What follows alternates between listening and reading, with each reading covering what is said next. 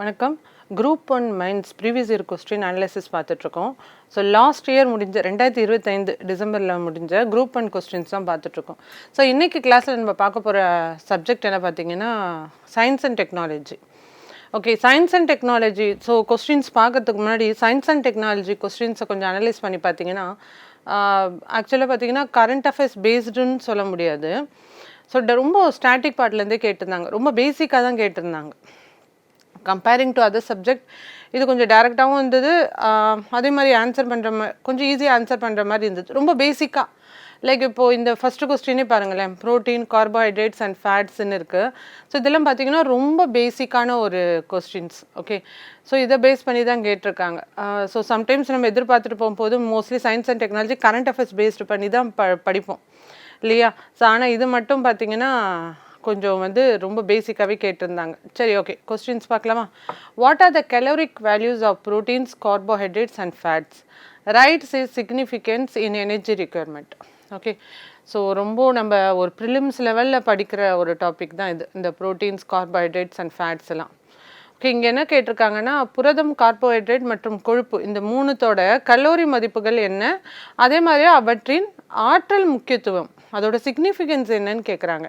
Okay, so இங்கே introduction என்ன கொடுக்க போகிறோன்னா, food is a primary source of energy. நம்மளுக்கு தேவையான தினசரி சத்து எது கொடுக்குது? நம்மளுக்கு நம்ம சாப்பிட்ற சாப்பாடில் தான் கொடுக்குது. ஸோ அதனால தான் என்ன சொல்லுவாங்க, சத்தாக சாப்பிட்ணுன்னு சொல்கிறது. அது மட்டும் இல்லாமல் நம்மளோட life quality of life improve பண்ணுறதுக்கும் ஃபுட்டுங்கிறது ரொம்ப பேசிக் திங் அண்ட் பாடி ஃபங்க்ஷன்ஸ்க்காகவும். ஸோ இந்த energy obtained from the food is measured in kilo calories. இந்த கேலோரிஸில் நீங்கள் பார்த்துருப்பீங்க ரீசன்ட் இதில் இந்த சோஷியல் மீடியா எல்லாத்துலேயுமே இவ்வளோ கேலரி சாப்பிட்ணும், ஸோ டயட் இருக்கிறோன்னா இவ்வளோ கேலரி தான் சாப்பிட்ணும் அப்படிலாம் பார்க்குறோம். ஓகே, ஸோ அப்போ அதோட அவேர்னஸ் மக்கள்கிட்ட இருக்குன்னு தெரியுது. ஸோ அதே பேஸ் பண்ணி தான் இந்த கொஸ்டினும் சொல்லலாம். The energy obtained from the food is எப்படி மெஷர் பண்ணுவாங்கன்னா கிலோ கேலரிஸ் பேஸ் கேல்னு சொல்லுவாங்க. ஸோ அதை பேஸ் பண்ணி மெஷர் பண்ணுவாங்க. ஸோ இப்போ நம்ம கொஸ்டின் என்ன, கார்போஹைட்ரேட்ஸ், ப்ரோட்டீன்ஸ் அண்ட் ஃபேட்ஸ், இது என்ன சொல்லுவாங்கன்னா மேக்ரோ நியூட்ரியன்ட் சொல்லுவாங்க. மைக்ரோ ஜிங்க்லாம் பார்த்தீங்கன்னா மைக்ரோ நியூட்ரியன்ட்டில் வரும். ஸோ அது மாதிரி இது மேக்ரோ நியூட்ரியன்ஸ். இது என்ன பண்ணும், நமக்கு தேவையான எனர்ஜியை கொடுக்கும், நம்ம உடம்புக்கு நம்ம பாடிக்கு தேவையான எனர்ஜியை கொடுக்கும். சரி, okay. Calorific value differs according to their chemical composition and psychological role. அதோட சைக்காலஜிக்கல் ரோலோ இல்லை அதோட காம்போசிஷனை பேஸ் பண்ணி தான் இது டிஃபர் ஆகும். ஓகேவா? ஸோ இப்போ கலோரிஃபிக் வேல்யூக்கு போகலாமா? மைக்ரோ நியூட்ரியன்ஸோட முக்கிய ஊட்டச்சத்துக்களின் கலோரி மதிப்புகள் பார்க்கும்போது முதல்ல கார்போஹைட்ரேட் பார்க்கலாம். ஸோ கார்போஹைட்ரேட்டோட கிராஸ் கலோரிஃபிக் வேல்யூ பார்த்தீங்கன்னா 4.1 கேலோரிஸ் பெர் கிராம். இவ்வளோ சாப்பாடு இருக்கணும், அதில் கலோரி வேல்யூ எவ்வளோ இருக்குன்னா 4.1 இருக்கும் கார்போஹைட்ரேட்டில். ஓகே, ஒரு கிராமில். ஓகே, அதுவே சைக்காலஜிக்கல் ஃபியூல் வேல்யூ, அதாவது நம்ம என்ன தான் இன்டேக் 4.1 எடுத்தாலுமே நம்மளுக்கு ரீச் ஆகிறது பார்த்திங்கன்னா 4 தான் கலோரிஃபிக் வேல்யூ தான் கிடைக்கும். அதுதான் ஃபிசியாலஜிக்கல் ஃபியூல் வேல்யூன்னு சொல்லுவாங்க. ஓகேவா? ஸோ மொத்த கலோரி மதிப்பு பார்த்திங்கன்னா 4.1ன்னா உடலால் பயன்படுத்தப்படும் ஆற்றல். ஃபிசியாலஜிக்கல் உடலில் எவ்வளோ பயன்படுத்தினா 4 தான் பயன்படுத்தும். அது ரெண்டுமே டிஃபர் ஆகும். ஓகே, அது முதல்ல பார்த்துக்குங்க. அடுத்தது பார்த்தீங்கன்னா புரதம், அதாவது ப்ரோட்டீன், அதோட கிராஸ் கலோரிஃபிக் வேல்யூ, அதாவது மொத்த கலோரி மதிப்பு பார்த்தீங்கன்னா 5.65 கலோரிக் ஒரு கிராமில் இருக்கும். ஆனால் உடலால் பயன்படுத்தப்படும், அதாவது ஃபிசியாலஜிக்கல் ஃபியூல் வேல்யூ எவ்வளோ இருக்கும் பார்த்தீங்கன்னா வெறும் 4 தான் இருக்கும். ஓகே, அதை விடவும் இது கம்மி. எது கார்போஹைட்ரேட்டை விடவும் ப்ரோட்டீன் ரொம்ப கம்மி. ஓகே, ஸோ அடுத்ததாக பாருங்களேன், கொழுப்பு ஃபேட்ஸில் பார்த்தீங்கன்னா கிராஸ் கலோரிஃபிக் வேல்யூ 9.45 கிராம்ஸ் ஒரு கிராமில் 9.45 கலோரிக்கு இருக்குது. ஆனால் உடலால் பயன்படுத்தப்படும் ஆற்றல் எவ்வளோ இருக்கும்? 9 தான் இருக்கும். ஸோ 0.45 போயிடும். Okay, so among this nutrients fat தான் ஹையஸ்ட் அமௌண்ட் ஆஃப் எனர்ஜி. இந்த மூணுத்துலேயும் இப்போ அவங்க கேட்டிருக்கிற மூணுத்தில் எது ஹையஸ்ட் அமௌண்ட் ஆஃப் எனர்ஜி உங்களுக்கு கொடுக்கும் பர் கிராம் அப்படின்னு பார்த்தீங்கன்னா அது ஃபேட்டு தான். ஓகேவா? சரி, ஓகே. இப்போ நம்ம கலோரி வேல்யூ எழுதிட்டோம். So demand of the question என்னங்கிறது எழுதிட்டோம். அடுத்து அதோட முக்கியத்துவம் பற்றி எழுதணும். Okay, carbohydrate as a prime source of எனர்ஜின்றாங்க. முதன்மை ஆற்றல் ஆதாரமாக விளங்குவது எது? கார்போஹைட்ரேட். ஸோ கார்போஹைட்ரேட் ஒரு chief and immediate source of energy for the body. So உடம்புக்கு தேவையான ஒரு முக்கியமான ஆதாரம் மற்றும் அந்த சத்தை கொடுக்கறது என்னது? கார்போஹைட்ரேட் தான். அண்ட் எனக்கு தேவையான டெய்லி நம்ம ஒர்க் பண்ணுறதுக்கு முதல்ல நம்மளுக்கு எனர்ஜி தேவை இல்லையா? அந்த எனர்ஜியை கொடுக்கறதே என்ன பார்த்தீங்கன்னா இந்த கார்போஹைட்ரேட்ஸ் தான். Okay, they provide a nearly 50 to 60% of the daily energy requirement. So தினசரி வந்து நம்மளுக்கு தேவையான ஊட்டச்சத்துங்கிறது அந்த இது வந்து பார்த்திங்கன்னா 50லேருந்து 60%. So glucose obtained from carbohydrate is essential for brain function, muscular activity and cellular respiration. So ஒரு பிரெயின் ஃபங்க்ஷன் ஆகிறதுக்கும் மஸ்குலர் ஆக்டிவிட்டிக்கும் செல்லுலர் ரெஸ்பிரேஷனுக்கும் என்ன தேவை, குளுக்கோஸ் வந்து கண்டிப்பாக தேவை. ஸோ அது குளுக்கோஸ் எதுலேருந்து கிடைக்கும் பார்த்தீங்கன்னா கார்போஹைட்ரேட். இதில் நம்ம முக்கியத்துவத்தில் நம்ம எழுத போகிறோம். ஓகேவா, லிஸ்ட் அவுட் பண்ணுறோம். ஓகே, அதே மாதிரி ப்ரோட்டீன்ஸ் பார்த்தீங்கன்னா இது அது மட்டும் இல்லாமல் it prevent proteins from being used for energy known as a protein sparing action. So கார்போஹைட்ரேட்டுங்கிறது வெறும் எனர்ஜி மட்டும் கொடுக்காம, உங்களுக்கு குளுக்கோஸ் மட்டும் கொடுக்காம, இது என்ன பண்ணுதான் உங்களுக்கு ப்ரோட்டீன் வந்து ப்ரிவென்ட் பண்ணுது, யூஸ்டு ஃபார் எனர்ஜி.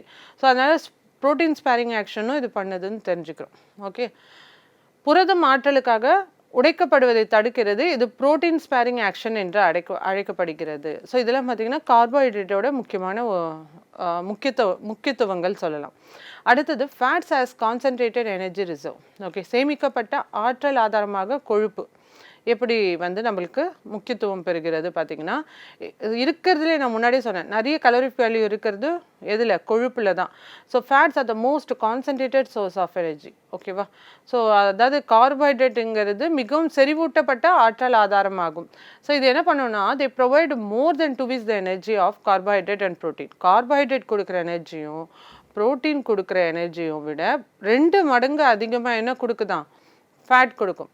ஓகே, அதே மாதிரி fat are stored in adipose tissue and used during starvation and prolonged work. Okay, so வந்து ஃபேட்டுங்கிறது எங்கே ஸ்டோர் ஆகும் பார்த்தீங்கன்னா, உங்களுக்கு அடிப்போஸ் டிஷ்யூவில் ஸ்டோர் ஆகும். ஓகே, ஸோ நம்ம வந்து என்னைக்காவது வந்து அந்த டைமுக்கு சாப்பிட முடியல, ரொம்ப நேரம் ஆகுது, அப்போவும் நம்மளால் வந்து எனர்ஜியோடு ஒர்க் பண்ண முடியுதுன்னா அதுக்கு மெயினாக பார்த்தீங்கன்னா இந்த ஃபேட் அடிப்போஸில் இருக்கு இல்லையா, அது யூஸ் பண்ணிக்கும், அதுலேருந்து எனர்ஜியை எடுத்துக்கும். ஓகே, ஸோ சாப்பிடல இல்லை வந்து இப்போ நீங்கள் எங்கேயாவது ட்ராவலிங்கில் இருக்கீங்க, பக்கத்தில் எங்கேயோ ஹோட்டல் இல்லை, கொஞ்சம் நேரம் கழிச்சு கூட உங்களால் சாப்பிட முடியுது, அப்போது நீங்கள் எனர்ஜெட்டிக்காக இருக்கீங்கன்னா அப்போது வந்து இந்த ஆற்றல் வந்து உங்களுக்கு எங்கேருந்து கிடைக்குது, அடிப்போஸ் டிஷ்யூவில் ஸ்டோர் ஆகிருக்கிற ஃபேட்லேருந்து கிடைக்கும். ஓகே, ஸோ ப்ரொலாங்டு ஒர்க், கண்டினியூஸாக ஒர்க் பண்ணுறதுக்கும் இது யூஸ் ஆகும். ஸோ அதே மாதிரி the help in insulation and absorption of fat soluble vitamins A, D and K. Fat soluble விட்டமின்ஸ்ன்னு சொல்லுவாங்க இல்லையா, ஸோ அதுக்கு வந்து உடல் வெப்பத்தை பாதுகாப்பதிலும், அதே மாதிரி இந்த ADENK விட்டமின்ஸ் இருக்குல்ல, இது வந்து போன்ற கொழுப்பில் வந்து கரையும் விட்டமின்களை உறிஞ்சுவதிலும் உதவுகிறது. ஓகேவா, ஸோ அப்சார்ப்ஷன் இது அப்சார்ப் பண்ணுறதுக்கு, இந்த ஃபேட் சொலிபிள் விட்டமின்ஸ் அப்சார்ப் பண்ணுறதுக்கு என்ன தேவைப்படும், ஃபேட் தேவைப்படும், அதுக்குமே இது உதவுதுன்னு நம்ம தெரிஞ்சுக்கிறோம். ஓகே, ஸோ கார்போஹைட்ரேட் பார்த்தாச்சு, ஃபேட் பார்த்தாச்சு. அடுத்தது பார்த்தீங்கன்னா ப்ரோட்டீனுங்கிறது நீங்கள் பார்த்தோன்னா என்ன ஞாபகம் வரும், இந்த டயட்லலாம் பார்த்தீங்கன்னா முக்கியமாக வந்து நீங்கள் இது ப்ரோட்டீன் பவுடர் அப்படின்னு பார்ப்பீங்க இல்லையா. அப்போனா அது எதுக்குன்னா ரிப்பேர் அண்ட் க்ரோத்துக்காக. ஓகே, ஸோ வளர்ச்சி மற்றும் திசு பழுது பார்க்க புரதம் வந்து மெயினாக தேவைப்படுகிறது.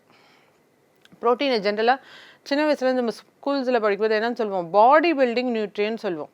ஓகே, ஸோ பாடி பில்டிங்க்கு அதனால தான் ப்ரோட்டீன் பவுடர் சாப்பிடுவாங்க பாடி பில்டிங்க்கு. So okay, proteins R body building nutrients necessary for growth and tissue repair. ரெண்டுத்துக்குமே யூஸ் ஆகுது, க்ரோத்துக்கும் வளர்ச்சிக்கும், அதே மாதிரி டிஷ்யூ ரிப்பேர் பண்ணுறதுக்கும் யூஸ் ஆகும். இது also required for enzyme, hormone and antibody production. Enzyme, hormone and antibody production இது எல்லாத்துக்குமே என்ன யூஸ் ஆகுது, ப்ரோட்டீன்கிறது யூஸ் ஆகுது. Protein provide energy only during starvation and or deficiency of carbohydrates and fats. So இதுவும் பார்த்திங்கன்னா ஃபேட் மாதிரி தான். ஸோ நம்ம சாப்பிடாமல் இருக்கும்போது நம்மளுக்கு எனர்ஜி தேவைப்படும் இல்லையா, அப்போது இந்த ப்ரோட்டீன் கொடுக்கும். அதே மாதிரி கார்போஹைட்ரேட்ஸும் ஃபேட்டும் பார்த்திங்கன்னா அந்த குறைபாடு இருக்கிறப்போ கொடுக்கும். அதனால தான் என்ன சொல்லுவாங்க, நம்ம இந்த டயட்டில் இருக்கிறதும் சரி, இந்த பாடி பில்டிங்காகவும் சரி ப்ரோட்டீன் பவுடர் எடுத்துப்பாங்க, கார்போஹைட்ரேட்டை குறைச்சிப்பாங்க, ஓகே, ஃபேட்டையும் குறைச்சிப்பாங்க. ஏன்னா அதெல்லாம் வந்து நம்மளுக்கு எக்ஸ்ட்ரா இது கொடுக்கும் டிஷ்யூஸ். ஸோ ஆனால் இது பார்த்திங்கன்னா அது குறைச்சிட்டு ப்ரோட்டீனை வந்து இது பண்ணான்னா பாடி பில்டிங்க்கு இது யூஸ் பண்ணுவாங்க. Okay, so according to the Indian council of Medical Research, ICMR சொல்லுவாங்க இல்லையா, அவங்க அதே மாதிரி வேர்ல்டு ஹெல்த் ஆர்கனைசேஷன் வந்து என்ன சொல்கிறாங்கன்னா, ஒரு அடல்ட்டுக்கு வந்து 1 கிராம் ப்ரோட்டீன் வந்து பெர் கிலோகிராம் பாடி வெயிட் வந்து டெய்லியும் தேவை. அவங்களோட வெயிட் 1 kgக்கு 1 கிராம் ப்ரோட்டீன் சாப்பிடணும். புரியுதா? ஸோ இதுதான் வந்து இந்த டயட்டில் இருக்கிறவங்க, இந்த பாடி பில்டிங்கில் இருக்கவங்களாம் அந்த கரெக்டாக அந்த மெஷர் பண்ணி சாப்பிடுவாங்க. ஓகே, நீங்கள் எவ்வளோ வெயிட் இருக்கீங்கன்னா ஓகே ஃபைன் இவ்வளோ சாப்பிடணும் அப்படின்னு. Okay, so Indian council of medical ரிசர்ச்சும் மற்றும் வேர்ல்டு ஹெல்த் ஆர்கனைசேஷன் படி ஒரு நபருக்கு வந்து உடல் எடையில் வந்து எவ்வளோ தேவை, 1 கிராம் புரதம் வந்து தேவைப்படுகிறதுங்கிறது தெரிஞ்சுக்கிறோம். ஓகே, ஸோ ஓகே இது வந்து பேலன்ஸ்டு டயட்டில் எப்படி வந்து யூஸ் ஆகுது அப்படின்னு பார்த்தீங்கன்னா, சமநிலையான உணவில் வந்து முக்கியத்துவம் பெறுகிறது. A balanced diet should include 50 to 60% of calories from carbohydrate. ஒரு பேலன்ஸ்டு டயட் வந்து எப்படின்னா ஒரு 50லேருந்து 60% வந்து கேலரிஸ் வந்து கார்போஹைட்ரேட்ஸ்லேருந்தும், 20லேருந்து 30% கேலரிஸ் வந்து ஃபேட்லேருந்தும், 10லேருந்து 50% கேலரிஸ் வந்து ப்ரோட்டீன்ஸ்லேருந்தும் கண்டிப்பாக வந்து எடுத்துக்கிட்டால் தான் அது ஒரு பேலன்ஸ்டு டயட்டாக கன்சிடர் பண்ணுவாங்க. ஓகேவா? Proper nutrients balance ensure good health and physical efficiency. Okay, சமநிலையான உணவு. ஓகே, இது நல்ல உடல் நலம் மற்றும் உடல் செயல்திறனை உறுதி செய்கிறதுன்னு தெரிஞ்சுக்கணும். Okay fine. அடுத்தது என்ன பார்த்தீங்கன்னா, பப்ளிக் ஹெல்த் இம்பார்ட்டன்ஸ், அதாவது பொது சுகாதார முக்கியத்துவத்தில் இது எந்த அளவுக்கு முக்கியம் பார்த்தீங்கன்னா, கலோரிஃபிக் வேல்யூ. ஸோ பொது சுகாதாரம் அப்படின்னு பார்க்கும்போது நிறைய வந்து ஸ்கீம்ஸ்லாம் இருக்குது இல்லையா? ஃபார் எக்ஸாம்பிள் தமிழ்நாடு எடுத்துக்கிட்டிங்கன்னா மதிய உணவு, அதே மாதிரி பிரேக்ஃபாஸ்ட் ஸ்கீம், இதெல்லாம் எதுக்கு கொடுக்குறாங்க? ஜஸ்ட் ஃபார் ஃபுட்டுன்னு சொல்ல முடியாது. அந்த குழந்தைங்க வந்து அவங்களோட நினைவாற்றல் அதிகப்படுத்துறதுக்கும், அவங்களோட அந்த படிக்கிறது இல்லையா? ஸோ அவங்களுக்கு தேவையான நியூட்ரியன்ஸ் இருந்தால் தான் அவங்களால வந்து ஃபோக்கஸ் பண்ண முடியும். ஸோ அந்த குறைபாடு இருக்கக்கூடாதுக்காக கொடுக்கறது தான். So calorific value helps in planning nutrition programmes. இதெல்லாம் நியூட்ரிஷன் ப்ரோக்ராம்ஸில் தான் வரும். And recommended dietary allowance. So government schemes வந்து நிறைய இருக்குது. ஃபார் எக்ஸாம்பிள் சென்ட்ரல் ஸ்கீம்ஸ் பார்த்திங்கன்னா PM Poshan scheme.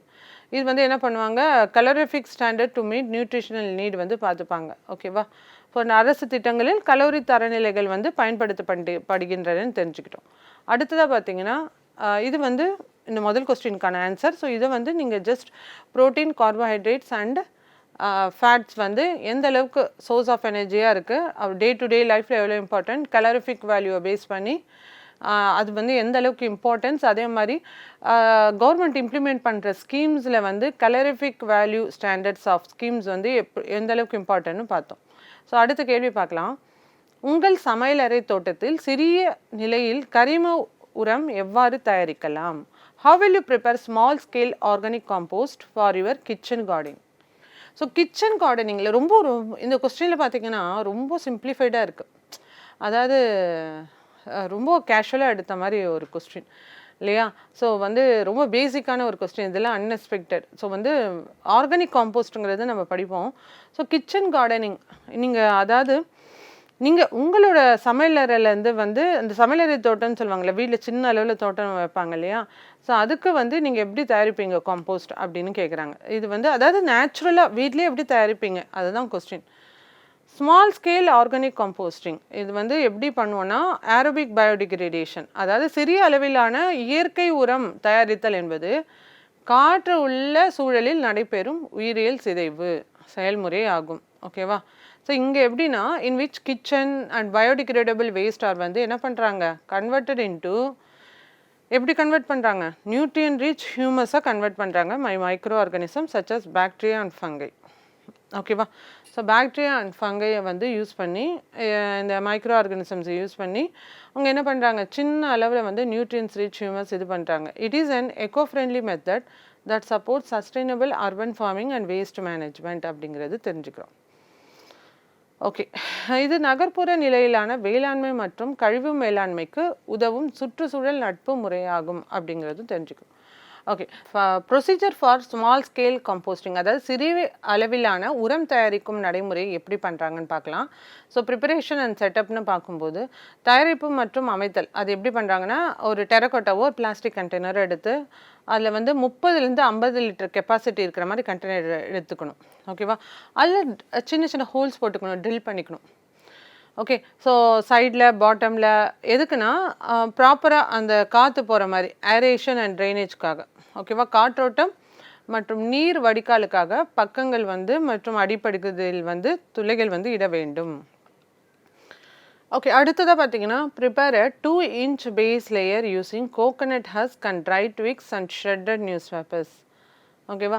2 inch base layer வந்து யூஸ் பண்ணுறாங்க. எப்படி பார்த்தீங்கன்னா கோகோனட் ஹஸ்கோ இல்லை ட்ரை ட்விக்ஸ், அதாவது தேங்காய் நார், இல்லை உலர்ந்த கிளைகள்னு சொல்லுவாங்கள்ல அது, அப்படின்னா கிழிந்த கிழிந்த செய்தித்தாள்கள் இருக்குல்ல, வேஸ்ட் நியூஸ் பேப்பர்ஸ், ஸோ அதை பேஸ் பண்ணி அடிப்பகுதியை வந்து தயாரிச்சுப்பாங்க. ஓகேவா? ஸோ இந்த இந்த இந்த 2 அங்குல வந்து அடிப்பகுதியை தயாரிக்கிறாங்க. இது காற்றோட்டத்தை வந்து அதிகரிக்கும், அதே மாதிரி அதிக ஈரப்பதத்தை வந்து உறிஞ்சுறதுக்கு யூஸ் பண்ணுவாங்க. அடுத்தது segregation and layering of waste. முதல்ல வந்து நீங்கள் வேஸ்ட் எல்லாம் வந்து வீட்டில் செக்ரிகேட் பண்ணணும். ஓகேவா? ஸோ கழிவுகளை பிரித்து அடுக்குதல். ஓகேவா? ஸோ க்ரீன் மெட்டீரியல்ஸ்ன்னு சொல்லுவாங்கள்ல, என்னென்னா அதில் வந்து நைட்ரோஜன் வந்து அதிகமாக இருக்கும். ஃபார் எக்ஸாம்பிள் பார்த்தீங்கன்னா இந்த வெஜிடபிள்ஸு, ஃப்ரூட் வேஸ்ட்டு, அடுத்தது tea waste, green leaves, food scraps, அதாவது வந்து காய்கறி தோல்கள், பழக்கழிவுகள், தேநீர் கழிவு, பச்சை இலைகள், உணவு மீதிகள், இதெல்லாம் என்னது க்ரீன் மெட்டீரியல் சொல்லுவாங்க, பச்சை கழிவுகள் சொல்லுவாங்க. இதில் என்ன அதிகமாக இருக்கும்? நைட்ரோஜன்ஸ் வந்து அதிகமாக இருக்கும். ஸோ இதை தனியாக பிரித்து எடுத்துப்பாங்க. அடுத்தது ப்ரௌன் மெட்டீரியல் சொல்லுவாங்க, அதாவது கார்பன் ரிச், கார்பன் நிறைந்தவை. ஓகேவா? என்னென்ன இருக்கும் பார்த்தீங்கன்னா உலர்ந்த இலைகள், ஓகேவா, செய்தித்தாள், நியூஸ் பேப்பரும், ஓகேவா, இதெல்லாம் கழிவுகள், நீங்கள் டே டு டே லைஃப்பில் தூக்கி போகிற வேஸ்டஸ் தான்.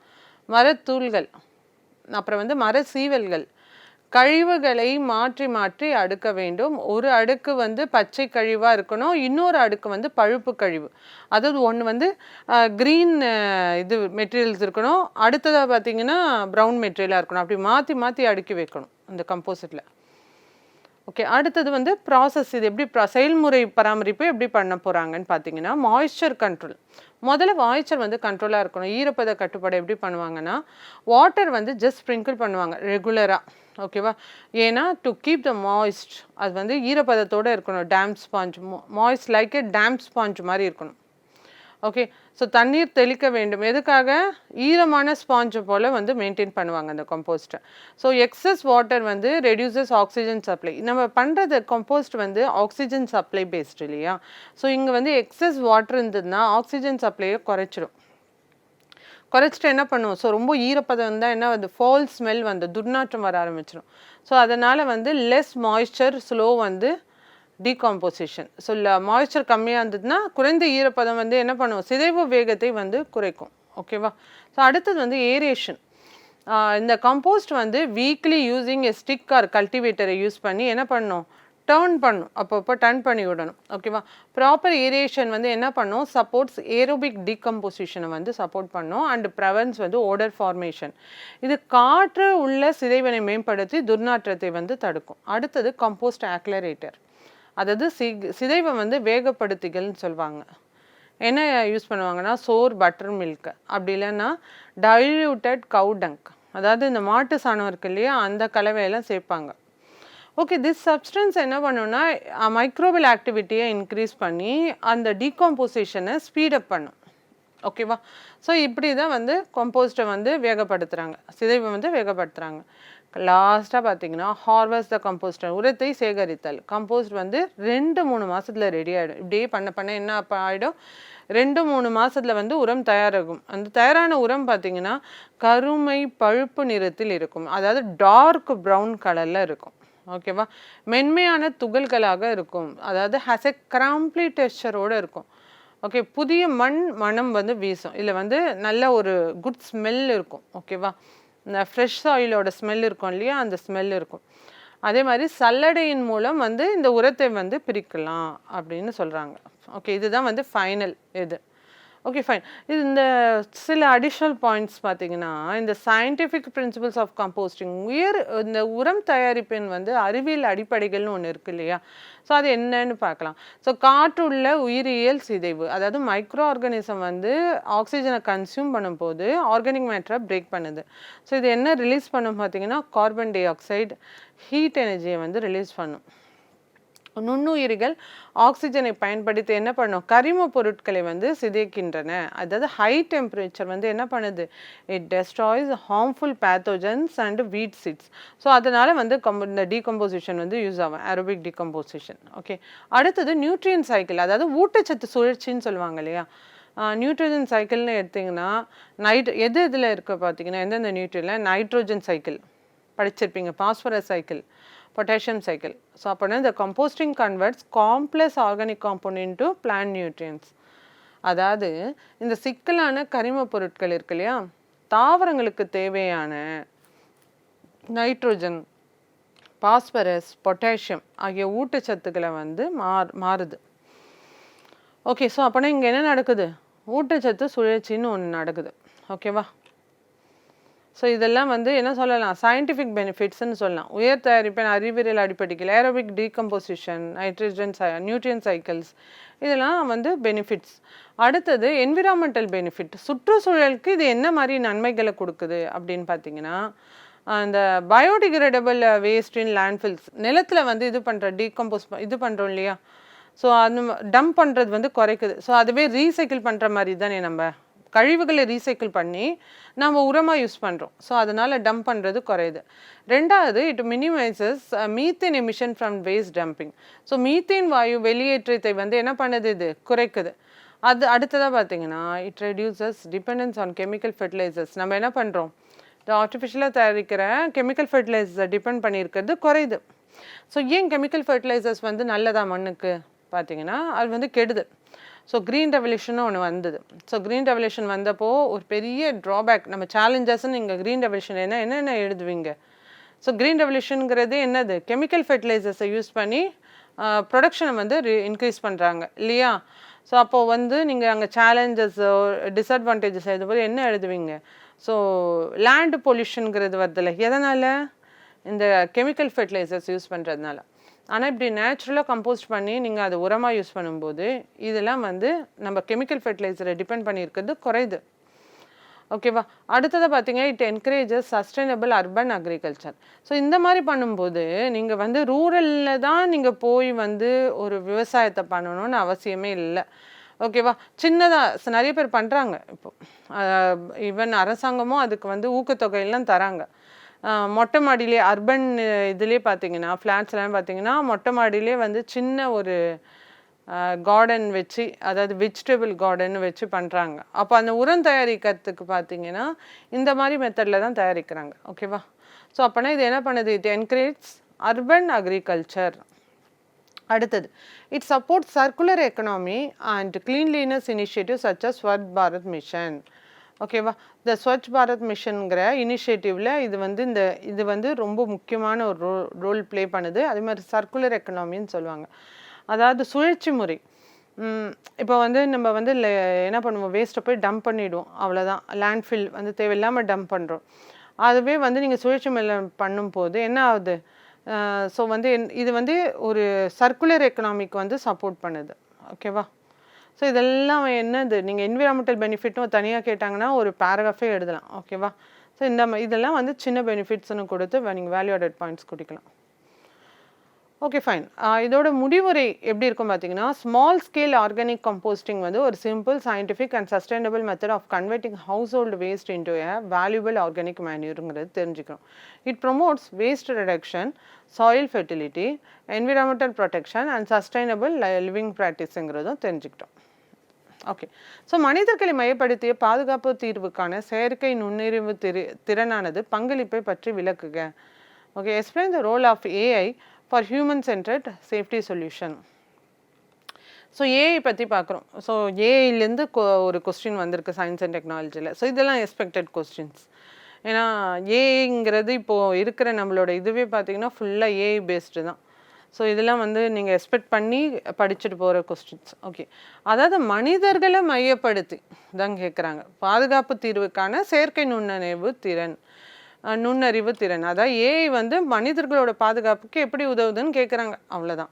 ஓகே, ஸோ இன்ட்ரடக்ஷன் வந்து நீங்கள் என்ன எழுதுறீங்கன்னா, artificial intelligence has become integral part of modern society. So இப்போது இருக்கிற சொசைட்டியில் என்னது, ஆர்டிஃபிஷியல் இன்டெலிஜென்ஸுங்கிறது ஒன் ஆஃப் தி பார்ட்டாகவே போயிடுச்சு இல்லையா. நம்ம எதை எடுத்துலாம் என்ன பண்ணுறோம், சாட் ஜிபிடி யூஸ் பண்ணுறோம். ஓகே, ஸோ அது நம்மளுக்கு தெரிஞ்ச ஏஐ. ஓகே, ரொம்ப பேசிக்கான ஏஐ. ஓகே, இது இல்லாமல் நிறைய ஆப்ஸ் இருக்குது. எது பண்ணணுனாலுமே ஏஐ வந்துடுச்சு. ஸோ அது இல்லாமல் அப்ளையன்ஸ்லேயும் வந்துடுச்சு. பார்த்தீங்கன்னா எந்த மாதிரி நம்ம யூஸ் பண்ணுற பார்த்தீங்கன்னா chat bots, facial recognition, medical டயக்னோசிஸில், ஸ்மார்ட் ஆட்டோமேஷனில் இந்த மாதிரி எல்லா இடங்களிலுமே என்ன வந்துடுச்சு, ஆர்டிஃபிஷியல் இன்டெலிஜென்ஸ். ஓகேவா, செயற்கை நுண்ணறிவுங்கிறது அந்த அளவுக்கு முக்கியத்துவம் பெறுது. சரி, ஓகே. ஆர்டிஃபிஷியல் இன்டெலிஜென்ஸ் வந்து ஒரு ப்ரொடக்டிவிட்டி இன்க்ரீஸ் பண்ணுறதுக்கும், ஒரு எஃபிஷியன்சி இன்க்ரீஸ் பண்ணுறதுக்கும், இல்லை ஒரு decision making across various sectors வந்து இன்க்ரீஸ் பண்ணுறதுக்கும் யூஸ் ஆகுது. So rapid AI expansion has raised concerns regarding. என்ன மாதிரி கன்சர்ன்ஸ் ரைஸ் பண்ணியிருக்கு பார்த்தீங்கன்னா, ட்ரஸ்ட் வர்த்தினஸ். ஓகே, அடுத்தது வந்து ப்ரைவசி. மூணாவது பார்த்தீங்கன்னா எத்திக்கல் மிஸ்யூஸ். ஓகே, நாலாவது ஹியூமன் சேஃப்டி. அஞ்சாவது வந்து bias and accountability. Okay, trust உங்களுக்கு ஒரு நம்பிக்கைத்தன்மையோ, ஒரு ப்ரைவசியோ, ஒரு எத்திக்கல் மிஸ்யூஸோ, இல்லை ஹியூமன் சேஃப்டியோ, இல்லை பயாஸ் அண்ட் அக்கௌண்டபிலிட்டியோ உங்களுக்கு கொடுக்குதுன்னு தெரிஞ்சுக்கிறோம். ஓகே, இதுதான் வந்து நம்ம இன்ட்ரோடக்ஷன் கொடுத்து எழுதுகிறோம். இது வந்து டீட்டெயில்டாக உள்ளே போய் பார்க்கலாம். ஓகே, மனிதனை மையப்படுத்த செயற்கை நுண்ணறிவு, அதாவது the fundamental of responsible AI technology பற்றி பார்க்குறோம். அறிமுகம் பார்த்துட்டோம். ஓகே, இல்லை வந்து சில சவால்கள் இருக்குது, இது கடைசியாக தான் பார்க்கணும். ஸோ எனிஹவ் நம்ம முன்னாடி பார்த்துடலாம். ஓகே, செயற்கை நுண்ணறிவு இன்று பல துறைகளில் வந்து பரவலாக பயன்படுத்தப்படுகிறதுன்னு தெரியுது. ஓகே, ஸோ அப்படி பார்க்கும்போது முகம், அதாவது வந்து ஃபேஷியல் ரெக்கக்னேஷன், மருத்துவ கண்டறிதல், தானியங்கி முறைகள் எல்லாத்துலேயுமே இது யூஸ் ஆகுது. ஓகே, ட்ரஸ்ட் கன்சர்ன்ஸ்னு பார்க்கும்போது நம்பகத்தன்மை வந்து இல்லை. இப்போ பார்த்தீங்கன்னா நம்மளோட இப்போவும் சில அவேர்னஸ் இதெல்லாம் வருது சோஷியல் இது மீடியாவில். லைக் நம்மளோட பர்சனல் டேட்டாஸை கொடுக்காதீங்க, பேங்க் அக்கௌண்ட்டோ இல்லை வேறு ஏதாவது நம்மளோட பர்சனல் ஃபோட்டோஸோ எதுவும் வந்து சாட் ஜிபிடிலலாம், அதாவது ஏஐ இருக்கிறதுல அப்லோட் பண்ணாதீங்க. ஓகே, எதுக்காக அப்படின்னு பார்த்தீங்கன்னா ட்ரஸ்ட் வர்த்தினஸ்ங்கிறது வந்து குறைஞ்சிடும். ஓகே, ஸோ அது வந்து ஒரு டேஞ்சர் தான், நம்மளோட ஒரு டேட்டா வந்து நம்ம லீக் பண்ணுற மாதிரி. ஓகே, தனி உரிமை, நம்மளோட ப்ரைவசியை அஃபெக்ட் பண்ணுது. ஓகே, எல்லாத்துலேயுமே இருக்குது, நம்மளோட ப்ரைவசிங்கிறது இங்கே அஃபெக்ட் ஆகுது.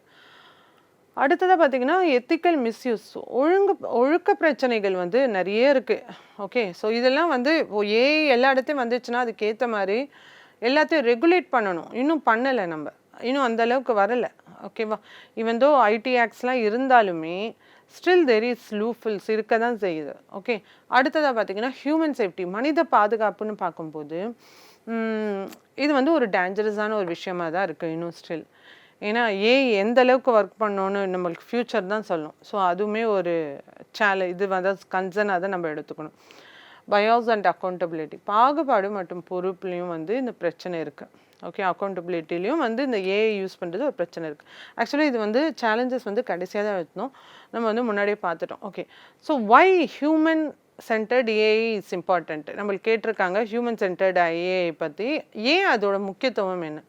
முதல்ல பாருங்கள், ப்ரொமோட்ஸ் ஹியூமன் வேல்யூஸ், அதாவது மனித மதிப்புகளை பாதுகாக்கிறது. ஓகேவா, எதெல்லாம் கன்சர்னோ அதெல்லாம் வந்து இம்பார்ட்டன்ட்னும் கொடுத்துருக்காங்க. ஓகே, இது வந்து ஒரு ட்ரஸ்ட்டை க்ரியேட் பண்ணுது, உங்களுக்கு வந்து ஒரு எம்பத்தியை க்ரியேட் பண்ணுது, டிரான்ஸ்பரன்சி கொடுக்குது. ஓகே, ரெஸ்பெக்ட் அண்ட் அக்கௌண்டபிலிட்டி வந்து தருது. அடுத்தது பார்த்தீங்கன்னா it enhances user experience, user ஃப்ரெண்ட்லியாக இருக்குது.